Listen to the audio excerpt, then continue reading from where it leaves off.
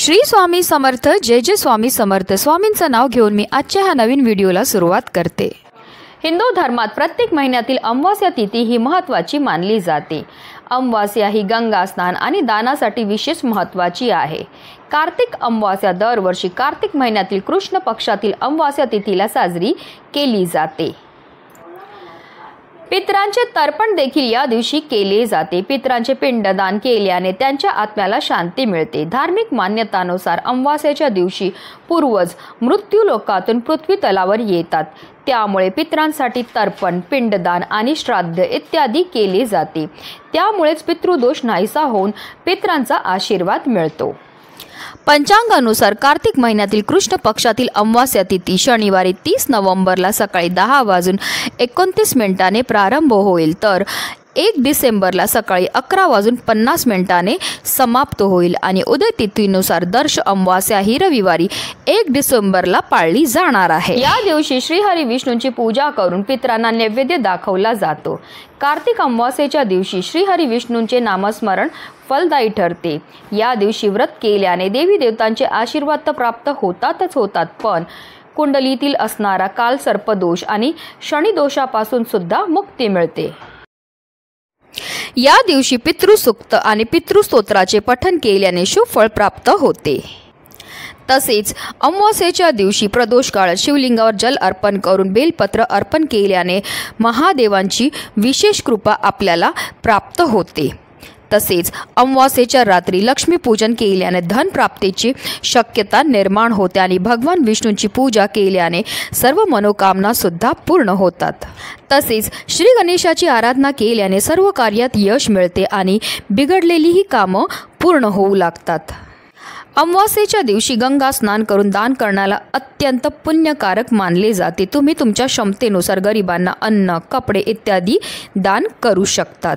या दिवशी आपल्याला पूजा तर करायची, सेवा तर करायची, पण त्याचबरोबर काही प्रभावी उपाय सुद्धा करायचे आहेत आणि म्हणूनच आपल्याला दही भाताचा अत्यंत प्रभावी उपाय करायचा आहे। हा उपाय केल्यामुळे आपल्या 3 पिढ्यांचा पितृदोष तर नष्ट होणारच आहे, पण फक्त 24 तासामध्ये आपल्या घरामध्ये असणारी जेवढी पण इडापिडा, नजरबाधा, शत्रुपीडा दूर होऊन आपल्या संपूर्ण कुटुंबाची भरभरून अशी प्रगती होणार आहे। अतिशय प्रभावी असा हा उपाय आहे, ज्याबद्दल सविस्तर आणि महत्त्वाची अशी माहिती मी तुम्हाला या व्हिडिओमध्ये देणार आहे। तर व्हिडिओ पूर्ण पहा आणि जर तुम्ही माझ्या चॅनलवर नवीन असतील तर चॅनलला सबस्क्राईब करा आणि शेजारी बेल आयकॉन सुद्धा प्रेस करा, जेणेकरून तुम्हाला माझ्या नवनवीन व्हिडिओचं नोटिफिकेशन हे मिळत राहील आणि तुम्ही एक पण व्हिडिओ मिस करणार नाही।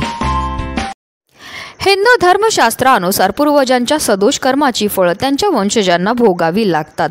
यालाच आपण पितृदोष म्हणतात। ज्या लोकांचे पूर्वज सुखी नसतात त्यांच्या कुंडलीत हा दोष तयार होतो।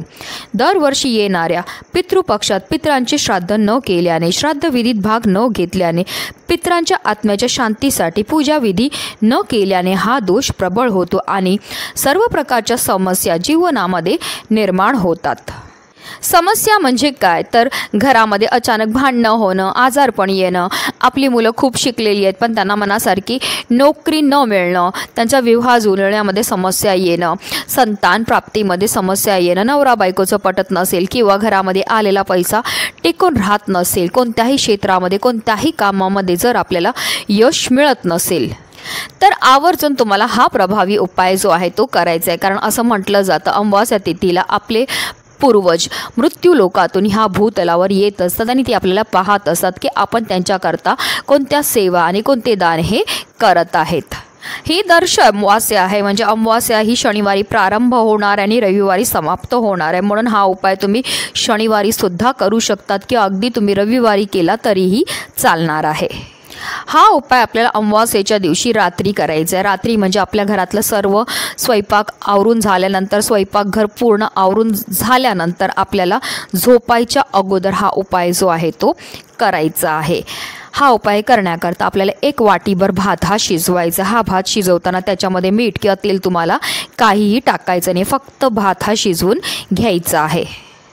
आता हा भात शिजवून झाल्यानंतर आपल्याला एक प्लेट घ्यायची आहे। तुम्ही कागदाची प्लेट घेऊ शकता किंवा द्रोण असेल तर तो घेतला तरीही चालणार आहे किंवा अगदी पुठ्ठा घेतला तरीही चालणार आहे। त्यावर आपल्याला हा वाटीभर भात जो शिजवलेला तो काढून घ्यायचा आहे आणि तो थंड झाला की त्यावर आपल्याला 2 ते 3 चमचे दही टाकायचं आहे. त्याचबरोबर आपल्याला थोडेसे काळे तीळसुद्धा टाकायचे आहेत. बघा स्क्रीनवर तुम्हाला दिसत असेल त्याचप्रमाणे तुम्हाला भात हा तयार करून घ्यायचा आहे.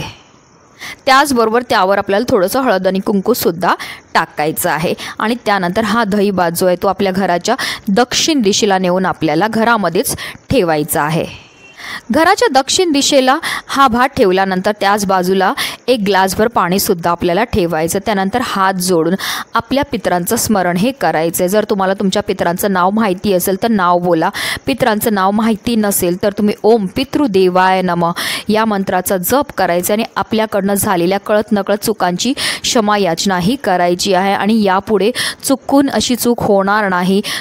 तुमचं कायम आम्हाला स्मरण राहील. तुमची सेवा करायला आम्ही कधीही विसरणार नाही. अशा रीतीने आपल्याला त्यांना मनोभावे प्रार्थना करायची आणि घरातल्या प्रत्येक सदस्याने दक्षिण दिशेला तोंड करून नमस्कार करायचा. आपल्या पितरांना प्रार्थनाही करायची आहे.